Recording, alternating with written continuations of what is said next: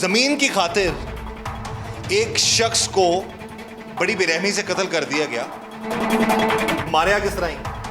उसे मारा डायरेक्ट ना, मैं भी मारा। फिर सब जी उन सुट के आप भाग गया। कितने सटे था जी? वो पर दरिया पर 8 एकड़ ज़मीन है, वो भी शामलाट है, इनकी अपनी मलकियत दोनों पार्टियों की नहीं है। तो इस पे ये इनका झगड़ा चल रहा था। वो कहता था मैंने काश्त करनी है, दूसरे कहते थे हमने काश्त करनी है। जब वो आ गया तो फिर इनका प्लान और था, इन्होंने बाप बेटे को ही मारना था। कितनी गोलियां लगी उन्होंने टोटल? लगियां 4-5। 4-5 कितने कितने लगी गोली? इतने लगियां। ज़र, ज़न और ज़मीन, ऐसे मामलात में पढ़कर इंसान बाज़ औक़ात इस हद तक चला जाता है कि उसके सामने किसी इंसान की ज़िंदगी की कोई कीमत ही नहीं रहती। ऐसा ही केस है जी। ज़मीन की खातिर एक शख्स को बड़ी बेरहमी से कत्ल कर दिया गया। ये मुलज़म हमारे साथ मौजूद है जी। वो जो कत्ल होने वाला शख्स था, उसके बेटे ने बताया पुलिस को कि उन दोनों ने बचने की, भागने की बड़ी कोशिश की। इरादा तो इन लोगों का बाप और बेटे दोनों को मारने का था, लेकिन बेटा बच निकला, उनके चुंगल से भाग गया। और बाप जो उस शख्स का था, उस बेटे का बाप जो मकतूल है बेचारा, वो किसी घर में, किसी डेरे में जाकर छुप गया। लेकिन इन लोगों ने उसको ढूंढा, निकाला और फिर उसको मार डाला। बात करते हैं इस कातिल जालिम कातिल से कि ये कोई और तरीका अख्तियार कर सकते थे अगर उसकी ज़मीन, या उसने अगर कब्ज़ा किया हुआ था, या कुछ और भी गलत था, कोई कानूनी तरीके से अपनी ज़मीन वापस ले सकते थे। बात करते हैं इसे। नाम क्या तुम्हारा? आबद अली। क्या करते हो? वही बने का माल डंगर का। ज़मीन कितनी सी जब झगड़ा चल रहा सी? जमीन शामलाट थी ना ਤੁਹਾਡੀ ਸੀ ਤੇ ਨਾ ਉਹਨਾਂ ਦੀ ਸੀ। हाँ जी। ਤੇ ਫਿਰ ਝਗੜੇ ਪੈਣ ਦੀ ਲੋੜ ਹੈ? ਗਲਤ ਹੈ, ਤੁਸੀਂ ਦੋਵੇਂ ਹੋ। वो पैली बाई कितनी ज़मीन है? 8 किले। 8 किले। हाँ जी। 8 किले ज़मीन है ਤੇ ਝਗੜਾ ਉਸ ਜ਼ਮੀਨ ਤੱਕ ਤੋਂ ਸ਼ੁਰੂ ਹੋਇਆ? ਉਹ ਜੱਟ ਵਾਂਦਾ ਜੱਟਾਂ ਕੋਲੋਂ ਵਾਹ ਲਿਆ ਨਾ ਚਬੇਲਾਂ ਨੇ, ਸਗੀ ਨੇ ਤੇ ਸਗੀ ਕੋਲੋਂ ਵਾਹ ਲਿਆ ਨੇ, ਬੱਗੀ ਨੇ ਤੇ ਹਾਕਮ ਨੇ, ਭੋਲੇ ਨੇ। ਸਗੀ ਬੱਗੀ ਹਾਕਮ ਭੋਲਾ ਕੌਣ ਨੇ ਲੋਕ ਸਾਰੇ? ਚਬੇਲ ਨੇ। ਜਿਹਨੂੰ ਮਾਰਿਆ ਉਹਦਾ ਕੀ ਨਾਮ ਹੈ? ਚਬੇਲ ਉਹ ਵੀ ਸਖੀ। ਸਖੀ ਨੂੰ ਮਾਰਿਆ ਜੇ? हाँ जी। ਉਹ ਆਪਸ ਵਿੱਚ ਰਿਸ਼ਤੇਦਾਰ ਸਾਰੇ? ਬਲਾਦਰੀ ਹੈ। ਬਰਾਦਰੀ ਹੈ। हाँ जी। ਸਖੀ ਨਾਲ ਕਦੋਂ ਮਸਲਾ ਚੱਲ ਰਿਹਾ ਸੀ ਤੁਹਾਡਾ? ਉਹਦੇ ਨਾਲ ਕੋਈ ਉਹਦਾ ਮਸਲਾ ਨਹੀਂ ਚੱਲਦਾ, ਉਹ ਪਹਿਲੀ ਪਿੱਛੇ ਚੱਲਿਆ। वही कह रहा ना, पहले पिछले चले। कितना अर्सा हो गया? ਆ ਹੋ ਗਏ ਨੇ 2 ਮਹੀਨੇ। 2 ਮਹੀਨੇ ਹੋ ਗਏ ਨੇ। ਤੁਸੀਂ ਕੀ ਕਹਿੰਦੇ ਸੋ ਤੇ ਸਖੀ ਕੀ ਕਹਿੰਦਾ ਸੀ? ਸਖੀ ਕਹਿੰਦੇ ਮੈਂ ਬਾਣੀ ਹੈ, ਹਾਕਮ ਵਾਲੀ ਕਹਿੰਦਾ ਸੀ, ਤੇ ਮਨਚਾ ਬੱਗੀ ਤੇ ਭੋਲਾ ਤੇ ਨਜ਼ਰ ਦਿਆ ਭੋਲਰ, ਇਹ ਕਹਿੰਦੇ ਅਸੀਂ ਬਾਣੀ ਹੈ, ਤੇ ਸਖੀ ਕਹਿੰਦੇ ਮੈਂ ਬਾਣੀ ਹੈ। ਠੀਕ ਹੈ। ਉੱਥੇ ਉਹ ਇਕੱਠ ਹੋ ਗਿਆ ਆਪਣੇ ਭਵਨ ਪੇਰੇ ਸਰਦਾਰ ਚਬੇਲ ਦੇ ਕਾਰ ਵੇਲੀ ਡੰਗਰਾਲੀ। ਉੱਥੇ ਇਕੱਠ ਹੋਣ ਦੇ ਬਜਾਏ ਉੱਥੇ ਚੁੱਕਿਆ ਗਿਆ। ਕੀ ਚੁੱਕਿਆ ਗਿਆ? ਸਖੀ।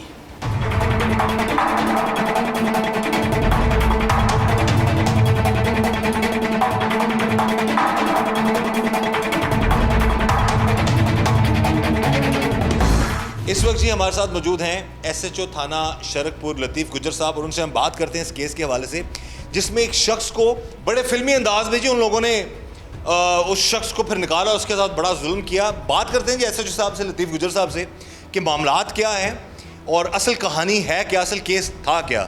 जी लतीफ़ साहब बताइएगा। हमारे पास एक लड़का आया, आकाशा उसका नाम था, ये मकतूल का बेटा है। उसने बताया कि हमारा ज़मीन का मामला था, हम सुलह के लिए आए थे, इन लोगों ने हमें बुलवाया था, तो मेरे बाप को वो अगवा करके ले गए हैं। अच्छा, बुलाया सुलह के लिए? सुलह के लिए अगवा करके ले गए हैं। तो हमने उसकी दरख्वास्त पे गए, मौका पे चेक किया, जिन लोगों पे इल्ज़ाम था उनके घरों पे गए तो वो सब पे ताले लगे हुए थे। तो हमें ये शक हो गया कि ये जो ताले लगा के चले गए ना, इन्होंने कोई बंदा तकरीबन मार ही दिया है। तो फिर हमने कोशिश की, मेहनत की, 10 दिन दौड़े भागे, तो एक बंदा हमने पकड़ लिया। हाँ जी, अब्दनामी मुलज़म को हमने पकड़ लिया। उसकी तफ्तीश की, इंटरोगेशन में उसने बताया जी हमने उस बंदे को कत्ल कर दिया। और मार के दरिया रावी में गिरा दिया। उसकी निशानदेही पे वहाँ पे गए, जाके फिर वो डेड बॉडी रिकवर हो गई, लाए उसका मुकदमा ज़ाहिर, फिर वो जुर्म चेंज हो गया। मामला इनका ये है कि 8 एकड़ ज़मीन है, 8 एकड़ ज़मीन है, वो भी शामलाट है, इनकी अपनी मलकियत दोनों पार्टियों की नहीं है, ना कातिल की ना मकतूल की, दोनों की नहीं है। तो इस पे ये इनका झगड़ा चल रहा था, वो कहता था मैंने काश्त करनी है, दूसरे कहते थे हमने काश्त करनी है। तो इस पे ये जो आदमी सखी है, ये मुजफ्फरगढ़ इस वक्त रह रहा है, ये भी क्रिमिनल था। इसको इन्होंने बुलवाया कि आ जाएं आप, सुलह कर लेते हैं, लड़ने झगड़ने का फ़ायदा कोई नहीं है, आधी आप ले लें आधी हम ले लेते हैं, आपस में तकसीम कर लेते हैं। जब वो आ गया तो फिर इनका प्लान और था, इन्होंने बाप बेटे को ही मारना था। रात तकरीबन 10-11 बजे वो जिस जगह पे बैठा हुआ था इनके इंतज़ार में, जहाँ पे उन्होंने आना था, तो वो जब आए इन्होंने देखा कि ये तो बंदे मुसल्ला आ गए हैं, ये उठ के भागने लगे। वो लड़का जो है वो हिम्मत वाला था थोड़ा, वो भाग गया। हाँ जी, इन्होंने फायर किए लेकिन वो बच गया।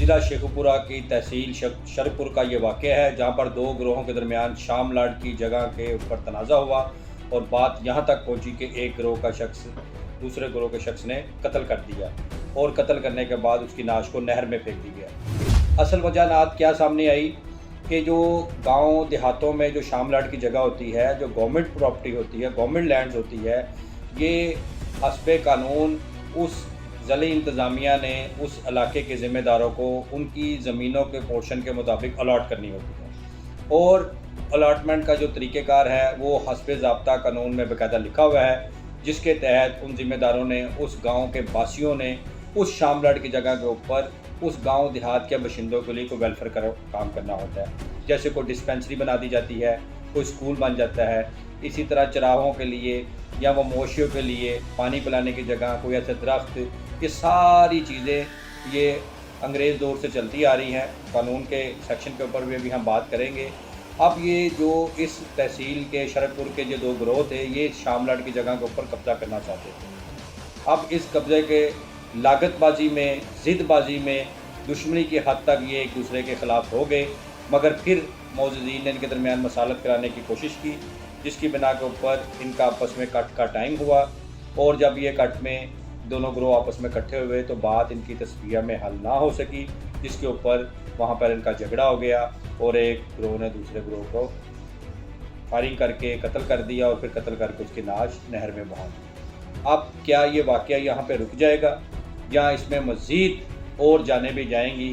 और असल वजह नात वो शामलाट की सरकारी लैंड है, जिसके ऊपर ये दोनों ग्रोह आपस में ज़िदबाजी में, लागतबाजी में और सिर्फ इस दुनियावी ज़मीन के इस खित्ते को हासिल करने के लिए एक दूसरे की जान के दुश्मन बन गए हैं।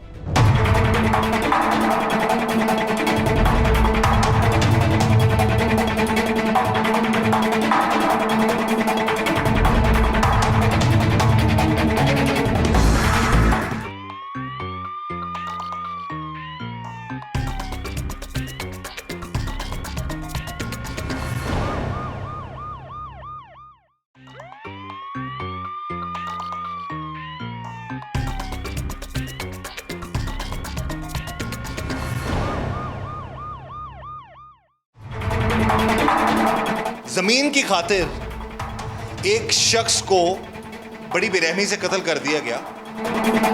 मारिया किस तरह ही? ਉੱਥੇ ਮਾਰਿਆ ਬਰੈਕਟ ਨਾਲ, ਮੈਂ ਵੀ ਮਾਰਿਆ। ਫਿਰ ਸਭ ਜੀ ਉਹਨੂੰ ਸੁੱਟ ਕੇ ਆਪ ਭਾਗ ਗਿਆ। कितने सटे था जी? ਉਹ ਪਰਾ ਦਰਿਆ ਪਾਰ। 8 एकड़ ज़मीन है, वो भी शामलाट है, इनकी अपनी मलकियत दोनों पार्टियों की नहीं है। तो इस पे ये इनका झगड़ा चल रहा था, वो कहता था मैंने काश्त करनी है, दूसरे कहते थे हमने काश्त करनी है। जब वो आ गया तो फिर इनका प्लान और था, इन्होंने बाप बेटे को ही मारना था। कितनी गोलियां लगी उन्होंने टोटल? ਸਰ ਲੱਗੀਆਂ 4-5 4-5 कितने कितने लगी गोली? ਇੱਥੇ ਲੱਗੀਆਂ ਨੇ। ਤੁਸੀਂ ਇਰਾਦਾ ਕਰਕੇ ਗਏ ਸੋ ਕਿ ਉਹਨੂੰ ਮਾਰਨਾ ਹੈ? ਉੱਥੇ ਇਕੱਠ ਹੋਇਆ ਸੀ ਵਿੱਚ ਚੁੱਕਿਆ ਗਿਆ ਤਾਂ ਉੱਥੇ ਬੋਲੇ ਕੱਟ ਕੀ ਹੋਇਆ ਸੀ?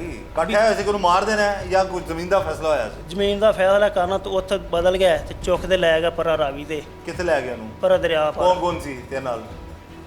ਇਹ ਆਖਮ ਅਲੀ ਭੋਲਾ ਤੂੰ ਵੀ ਸੈਨਾ ਨਾਲ? ਮੈਂ ਵੀ ਨਾਲ ਆਪਣਾ ਵੀ ਦੱਸਣਾ ਪਹਿਲਾਂ, ਪਹਿਲਾਂ ਦੂਜੇ ਨਾਂ ਦੱਸਣ ਲੱਗੇ ਆ। ਮੈਂ ਵੀ ਨਾਲ ਪਹਿਲਾਂ ਆਪਣਾ ਦੱਸਣਾ, ਤੂੰ ਨਾਲ ਸੇ ਮੌਜੂਦ? ਮੈਂ ਵੀ ਨਾਲ ਮੌਜੂਦ ਹਾਂ ਬਾਕੀ ਵੀ ਹਾਂ। ਤੇ ਨੀਫ ਉਹਨੇ ਬਚਣ ਦੀ ਕੋਸ਼ਿਸ਼ ਕੀਤੀ? ਉਹਨੇ ਬਚਣ ਦੀ ਕੋਸ਼ਿਸ਼ ਕੀਤੀ। ਕਿੱਥੇ ਕਿੱਥੇ ਨਸਿਆ ਵੇ ਉਹ?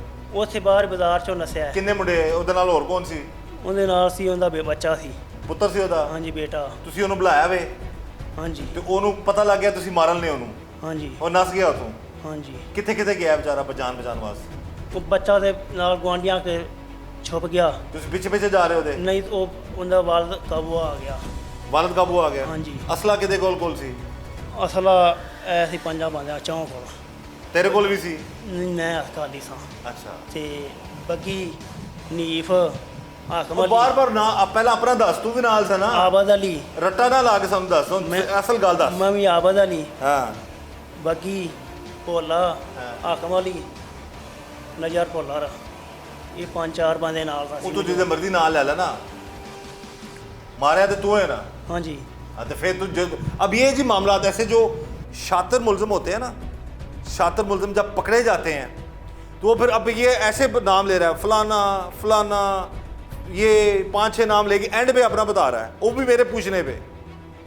इनकी कोशिश होती है कि जी ये बच जाएं ना, इन कोई अपना किस और लोगों को फंसा के, और हो सकता है पुलिस अभी तफ्तीश कर रही है सारे मामले की, उन लोगों का भी बीच में इन्वॉल्वमेंट हो, लेकिन मेन जो मुलज़िम है वो ये मौजूद है जिसने कत्ल किया है, मारा है, और फिर उसको उसकी लाश का क्या किया ये भी हम इससे पूछते हैं। ये भी एक हैरान कर देने वाली ये बात है कि कितने जालमाना तरीके से इन लोगों ने उसकी लाश का क्या हशर किया।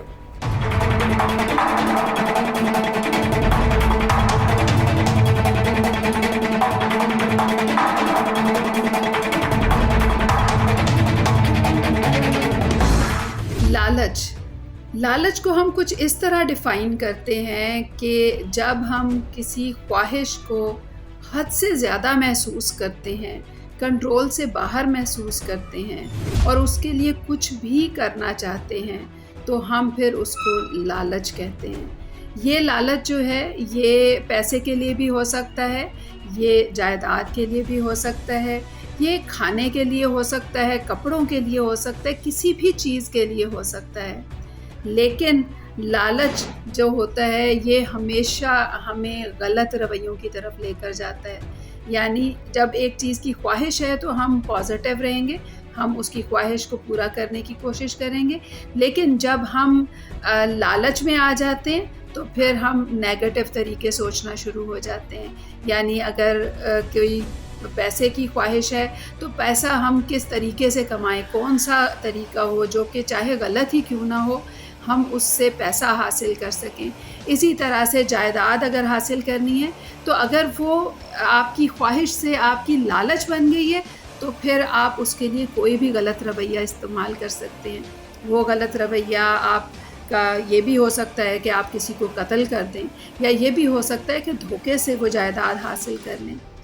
जब हम लालच में हद से बढ़ जाते हैं तो फिर हमारे अंदर उसके हवाले से स्ट्रेस और टेंशन और एंग्ज़ाइटी भी डेवलप होना शुरू हो जाती है। ये स्ट्रेस और एंग्ज़ाइटी जो है ये हमें और गलत रवैयों की तरफ लेकर जाती है, जिसमें हमारे अंदर गुस्सा बढ़ना शुरू हो जाता है। जब गुस्सा बढ़ता है तो कई दफ़ा हम जो सोच रहे होते हैं कि हम गलत तरीके से ये हासिल करें, तो उसमें हम गुस्से की हालत में बड़े इक़दामात भी कर लेते हैं, जैसे कि किसी को कत्ल कर देना या किसी को नुकसान पहुंचाना। तो ये सब रवैये जो हैं ये लालच से शुरू होते हैं। यानी जहाँ पर हमारी ख्वाहिशात लालच की शक्ल इख्तियार करती हैं वहाँ पे मसाइल स्टार्ट होते हैं।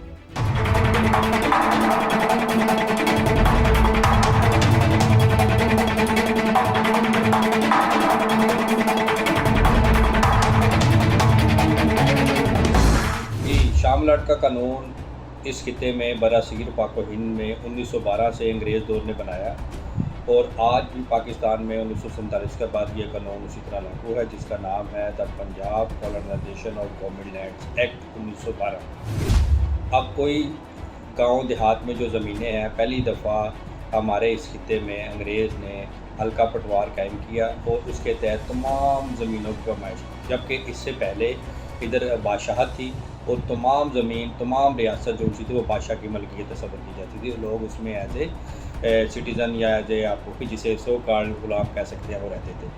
मगर अंग्रेज़ों ने यहाँ आकर इसकी बाकायदा बाउंड्री बनाई और कॉलोनाइजेशन के तहत ज़िले बनाए, तहसीलें बनाई और मौज़े बनाए। उसके तहत जगह की पैमाइश करके उनकी हल्का पटवार कायम कर दी गई। उसके तहत जो ज़िम्मेदारों को, उस नंबरदारों को जो ज़मीनें अलाट हुई उनके नाम से इंतकाल होती गई और इसी तरह जब आप माशरे तरक्की करते गए तो अब फिर उसमें ये लैंड डेवलपमेंट अथॉरिटीज़ बन गए। जैसे हम लाहौर में हैं तो लाहौर डेवलपमेंट अथॉरिटी उसे कहते हैं, उसके पास ये स्कीमें आ गई और उन्होंने अपनी स्कीमें बनाकर मुख्तलिफ शहरों में उसके मुताबिक लोगों के रेजिडेंस बनाई है। और इसी तरह आप गाँव देहातों में अभी भी वो सिस्टम चल रहा है जिसमें वो पटवारी कल्चर और वो उसी तरह कायम है। और उस एक्ट के तहत हर गांव देहात में अंग्रेज़ ने उस वक्त रखा था जिसे शामलाट बोला जाता है कि शामलाट की जगह होंगी जहां पर वेलफेयर के काम के लिए वो जगह को मखसूस रखा जाएगा, जिसमें मवेशियों को पानी पिलाने के लिए जगह बना लेना, गाय भैंसें या घोड़े के लिए जो एक ऐसी जगह बन जाए कि जहाँ पर उन्हें रखा जा सके, सरकार की जो मलकियत हो। और इसी तरह कोई डिस्पेंसरी बनाने के लिए, हॉस्पिटल बनाने के लिए, गांव बनाने के लिए वो जगह मखसूस थी। अब भी गांव देहातों में जो बड़े ग्रुप होते हैं, जो ज़िम्मेदार होते हैं, उनकी कोशिश होती है कि वो उसे शामलाट की जगह के ऊपर अपना कब्ज़ा रखें, जबकि कानून के मुताबिक हर ज़िम्मेदार को उस तहसील ज़िला के उसके पोर्शन के मुताबिक उसे अलॉट की जाती है और वो ज़िली इंतज़ामिया, डिप्टी कमिश्नर, असिस्टेंट कमिश्नर और रेवेन्यू डिपार्टमेंट सारा देखता है। अब इस वाले वाक़े में जो ये शामलाट की जगह पर लड़ाई झगड़ा था, इसमें दो ग्रोहों में बात यहाँ तक पहुँची कि कत्लो गारत करी हो गई। अब इसे यही रोकने के लिए इंतज़ामिया को एक स्टेप आगे आना होगा और उसमें लॉ इन्फोर्समेंट एजेंसी पुलिस को भी या तो 145 की कार्रवाई करे और या वो जो असिस्टेंट कमिश्नर, डिप्टी कमिश्नर है वो इस चीज़ को चेक करके इसका बाकायदा कानूनी तौर के ऊपर नोटिफिकेशन करें कि ये किसकी मलकियत होगी, ताकि ये दुश्मनी मज़ीद आगे ना बढ़े और इसको जो हो चुका है इसी को कानून के मुताबिक एड्रेस किया जा सके।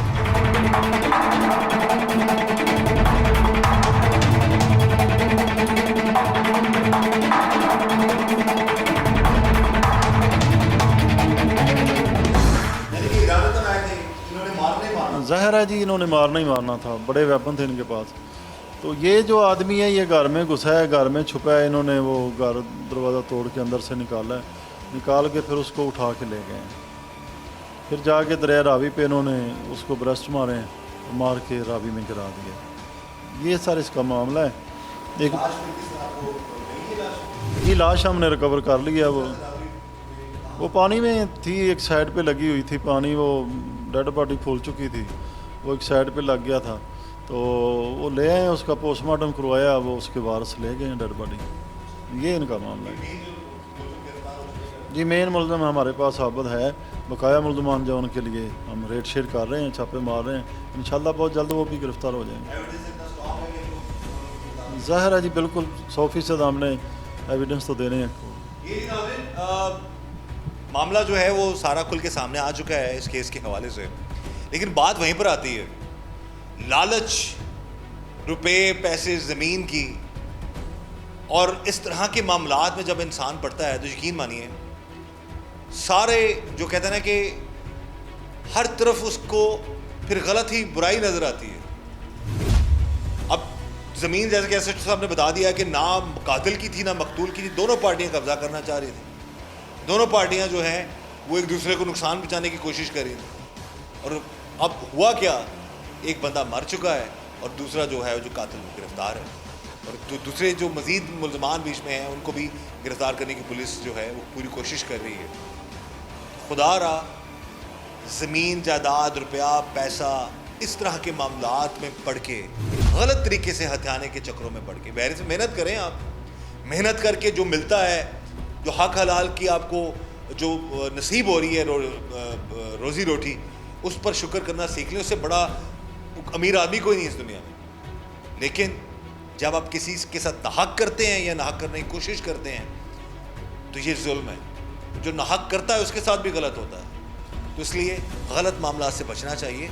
आज का ये जो प्रोग्राम हम कर रहे हैं वो इसी वाले से है कि आप गलत करेंगे तो गलत होगा, किसी की ज़मीन जायदाद घर पर कब्ज़ा करने के चक्करों में अगर आप किसी के साथ गलत करेंगे, अब वो शख्स जो कत्ल हुआ डेफिनेटली जैसे कि एसएचओ साहब ने बता दिया कि उसका भी कोई इतना अच्छा करैक्टर नहीं था, लेकिन ये मामला जब आगे फिर ये इसी तरह गैंग वॉर्स बन जाते हैं, गैंग्स बन जाते हैं, चाहे कोई गरीब है, चाहे कोई डिफरेंट इलाकों में कोई रह रहा है, एक ही बरादरी के लोग हैं, आपस में आप बट गए हैं, अब इन्होंने उनका बंदा मारा, वो इनको नुकसान पहुँचाने की कोशिश करेंगे।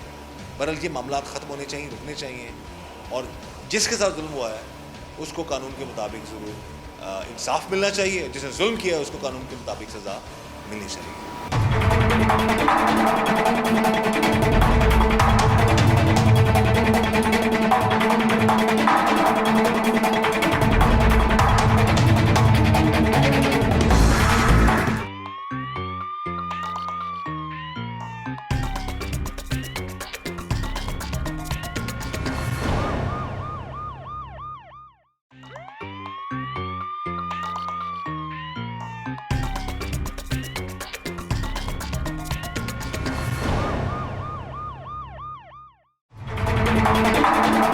ज़मीन की खातिर एक शख्स को बड़ी बेरहमी से कत्ल कर दिया गया। मारा किस तरह ही? ਉੱਥੇ ਮਾਰਿਆ ਬਰੈਕਟ ਨਾਲ, ਮੈਂ ਵੀ ਮਾਰਿਆ। ਫਿਰ ਸਾਹਿਬ ਜੀ ਉਹਨੂੰ ਸੁੱਟ ਕੇ ਆਪ ਭਾਗ ਗਿਆ। कितने सटे था जी? ਉਹ ਪਰ ਦਰਿਆ ਪਰ 8 एकड़ ज़मीन है, वो भी शामलाट है, इनकी अपनी मलकियत दोनों पार्टियों की नहीं है। तो इस पे ये इनका झगड़ा चल रहा था, वो कहता था मैंने काश्त करनी है, दूसरे कहते थे हमने काश्त करनी है। जब वो आ गया तो फिर इनका प्लान और था, इन्होंने बाप बेटे को ही मारना था। कितनी गोलियां लगी उन्होंने टोटल? ਸਰ ਲੱਗੀਆਂ 4-5 4-5 कितने लगी गोली?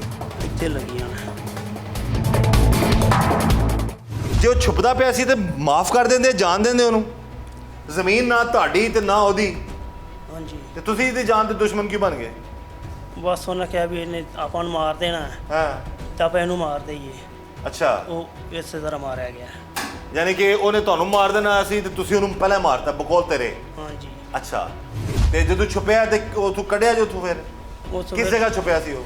ਭੁੰਗੜਪੁਰੋਂ ਅੱਛਾ ਪਿੰਡ ਦੇ ਵਿੱਚ ਬਸਤੀ ਚੋਂ ਅੱਛਾ, ਉੱਥੇ ਛੁਪ ਗਿਆ ਸੀ। ਚੁੱਕ ਦੇ ਲੈ ਗਏ ਪਰ ਚੁੱਕਿਆ ਕਿੰਨੇ ਚੁੱਕਿਆ? ਤੂੰ ਸਾਡੇ ਨਾਲ ਹੋਰ ਬੰਦੇ ਸਨ? ਨਾਲ ਹੋਰ ਕਿੱਥੇ ਲੈ ਕੇ ਗਏ ਸੋ ਉਹਨੂੰ? ਉਹ ਪਰ ਦਰਿਆ ਪਰ ਦਰਿਆ ਦੇ ਪਾਰ ਲੈ ਗਏ। ਹਾਂਜੀ। ਤੇ ਮਾਰਿਆ ਕਿਸ ਤਰ੍ਹਾਂ ਹੀ? ਉੱਥੇ ਮਾਰਿਆ ਬਰੈਕਟ ਨਾਲ। ਬ੍ਰਸਟ ਮਾਰੇ? ਹਾਂਜੀ ਕਿਤੇ ਤੂੰ ਮਾਰਿਆ ਬ੍ਰਸਟ? ਕਿੰਨੇ ਮਾਰੇ ਸਨੀ? ਨੀਫ ਦੇ ਚਾਚੇ ਮੇਰੇ ਹਾਕਮ ਨੇ। ਤੂੰ ਵੀ ਮਾਰਿਆ ਨਾ? ਮੈਂ ਵੀ ਮਾਰਿਆ। ਤੂੰ ਬ੍ਰਸਟ ਮੈਂ ਮਾਰਿਆ? ਮੈਨੂੰ ਫੜਿਆ ਹੁਣ। ਅੱਛਾ, ਹਾਂਜੀ ਤੇ ਮਾਰਨ ਤੋਂ ਬਾਅਦ ਫਿਰ ਕੀ ਕੀਤਾ ਜੀ ਨਾਲ? ਫਿਰ ਸਾਹਿਬ ਜੀ ਉਹਨੂੰ ਸੁੱਟ ਕੇ ਆਪ ਭਾਗ ਗਿਆ। ਕਿੱਥੇ ਸੱਟਿਆ ਦਾ ਜੀ? ਉਹ ਪਰ ਦਰਿਆ ਪਰ ਦਰਿਆ ਦੇ ਵਿੱਚ ਸੱਟਿਆ? ਨਾਲ ਹੀ ਬਾਹਰ ਦਰਿਆ ਦੇ ਪਾਣੀ ਦੇ ਵਿੱਚ ਹੀ ਸੱਟਿਆ ਜੀ ਨਾ? ਰੁੜ ਗਈ? ਛੋਟੇ ਛੋਟੇ ਪਾਣੀ ਸੁੱਟ ਦਿੱਤਾ ਜੀ। ਸੁੱਟ ਦਿੱਤਾ ਕਿ ਰੁੜ ਜਾ ਲਾਸ਼? ਹਾਂਜੀ ਹਾਂਜੀ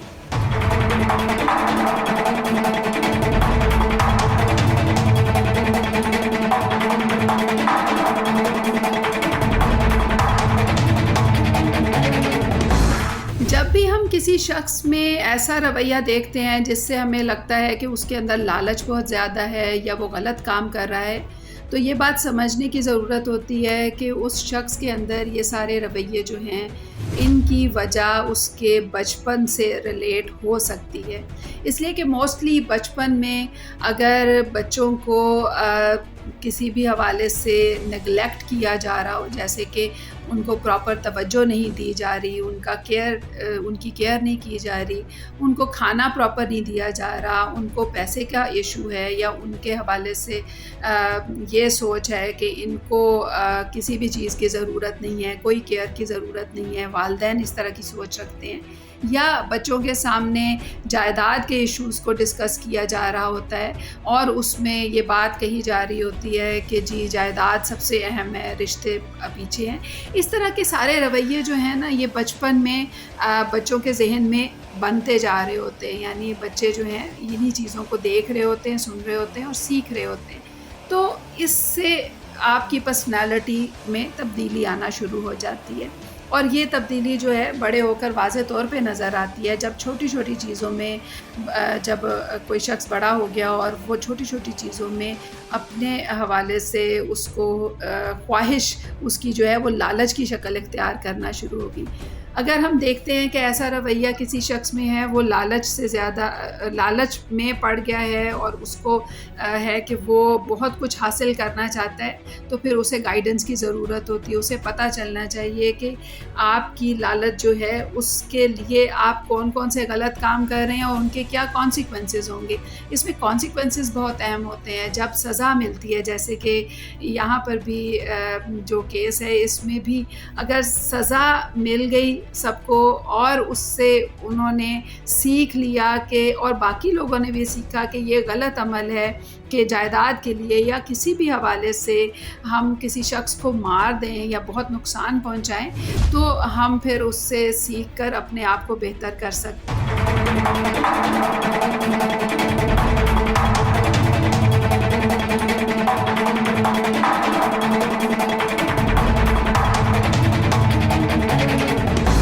जी, शाम लाट का जो कानून है 1912 से हमारे इस खित्ते में राइज है। इंडिया पाकिस्तान दोनों में 1947 के बाद हम दोनों मुल्क आज़ाद हुए, तो हमारे मुल्क पाकिस्तान में अभी भी वह कानून उसी तरह ही लागू है और ये ज़िली इंतज़ामिया के अंदर डील किया जाता है, जिसमें उस ज़िले के डिप्टी कमिश्नर और उनके नीचे फिर असिस्टेंट कमिश्नर और फिर वो रेवेन्यू ऑफिसर जो उनसे है वो इसको सारा देखभाल करते हैं और मैनेज करते हैं ऐसी ज़मीनों को जो गवर्नमेंट के इख्तियार में है। अब इसमें दो ग्रोहों के दरमियान जो दुश्मनी हुई, जो लड़ाई झगड़ा हुआ इस सरकारी ज़मीन को हथियाने के लिए, हासिल करने के लिए, उनमें से एक ग्रोह के शख्स ने दूसरे ग्रोह को फायर करके कत्ल कर दिया है और उसकी लाश को नहर में बहा दिया और उसका जो बेटा भी साथ था वो अपनी जान बचाने में कामयाब हो गया। अब दोनों ग्रोहों के दरमियान दुश्मनी की सज़ा शुरू हो चुकी हुई है। इसमें पुलिस हस्ब ज़ाब्ता लॉ एनफोर्समेंट एजेंसी ने पर्चा तो दर्ज कर लिया है जिसकी तफ्तीश चल रही है और इसमें जो मुल्ज़मान हैं उन्हें कानून के कटहरे में आना होगा। असल हमें वजहानात को फोकस करने की वजह यह है कि जो लोग शाम लाट के कानून से वाकिफ़ हैं या वो गांव देहातों में लोग जानते हैं, तो उनके लिए ये बहुत ज़रूरी है कि ऐसा कोई वाक़या हो या रूनुमा हो रहा हो या होने जा रहा हो तो वो अपनी ज़िली इंतज़ामिया को इन्फॉर्म करें। और दूसरी सूरत में जो ज़िली इंतज़ामिया है उनके इल्म में, नॉलेज में ये पहली चीज़ें होती हैं। अगर वो खामोश तमाशाई बन के आँखें बंद रखें और ऐसे वाक़त को रूनुमा होने दें तो इसमें ज़िली इंतज़ामिया के रोल को भी जो उनसे मिनहा नहीं किया जा सकता। हमारा फोकस यही है कि ऐसी दुश्मनियों को और ऐसे होने वाले वाक़यात को जो नज़र आ रहे हैं कि इसमें मज़ीद भी कोई नुकसानात हो सकते हैं, उसे रोकने के लिए सद्देबाब करना है और लॉ एनफोर्समेंट एजेंसीज़ को, मुतल्लिका अदारों को पहले आगाह करना है कि अगर वो दुरुस्त फ़ैसला ले लें और उसके ऊपर एक्शन कर लें तो कोई ऐसी मज़ीद जाने से रोका जा सकता है। जैसे कि जो सिविल इंतज़ामिया है, डिप्टी कमिश्नर के तहत ये ऐसी शामलाट की ज़मीनों को मैनेज करते हैं, अगर उन्हें भी कोई मसला आ जाए तो वो लॉ एनफोर्समेंट एजेंसी पुलिस को तलब कर सकते हैं और वो 145 CRPC ज़ाब्ता के तहत कार्रवाई करके उसका स्टेटस को मेंटेन कर सकते हैं ताकि गवर्नमेंट उस पर हस्ब ज़ाब्ता फ़ैसला करके अलॉट करे और जो उसके ड्यू राइट्स के लोग हैं उन तक वो जगह मुंतकिल हो और उसका मुस्बत पर्पज़ ही शामिल हो, ना कि वो किसी की प्राइवेट लैंड बन जाए। पहली चीज़ तो ये है कि ये मर्डर है, इंटेंशनल मर्डर है। एक ग्रोह ने दूसरे ग्रोह को कत्ल किया, जिस भी वजहानात में किया वो सारी सामने आ गई कि ये शामलाट की जगह का तनाज़ा था जिसके ऊपर एक ग्रोह ने दूसरे ग्रोह को सुलह के लिए बुलाकर एक जगह पर कट करके और फिर उसे कत्ल कर दिया। और इसमें जो कत्ल हुआ है ये इंटेंशनल मर्डर है। इसमें प्री प्लानिंग सारी चीज़ें जो सामने नज़र आ रही हैं और as per contents of the FIR के उन्होंने धोखे से जिस भी तरीके से बुलाकर एक कत्ल किया है और कत्ल को हमने कानूनी पैराए में और लेंस में देखना है तो पाकिस्तान पीनल कोड सेक्शन 300, 301 और 302 डिफ़ाइन करता है कोई शख्स भी जो किसी की जान लेगा तो वो इंटेंशनल मर्डर के ज़ुमरे में आता है और उसकी सज़ा मौत है। और पहली पनिशमेंट एज़ किसास डेथ, अगर किसास लागू नहीं हो सकता तो पनिशमेंट विद डेथ अंडर ताज़ीर, और अगर किसी पैराए से किसी एविडेंस में लुकूना की वजह से अगर डेथ की पनिशमेंट नहीं हो सकती तो फिर उसकी लाइफ इम्प्रिजनमेंट है, उम्र कैद है जो 25 साल से किसी और कम नहीं होगी।